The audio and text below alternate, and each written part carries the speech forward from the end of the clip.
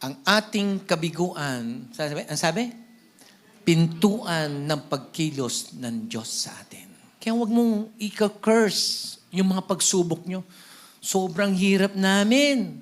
Nung nakakilala ko sa Panginoon, hindi po totoo yan. Kahit di ka pa nakilala, hirap din eh. Pero ngayon, na-realize mo, di ba? Kaya yung pagsubok sa buhay, blessing yan. Kasi binibigyan ng pagkakataon ng Diyos na ikaw ay magkaroon ng pintuan at siya'y papasukin. Di ba?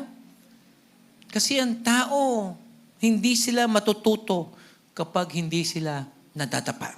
So kapag nadapa ka, huwag kang magsasabing, that's the end. No.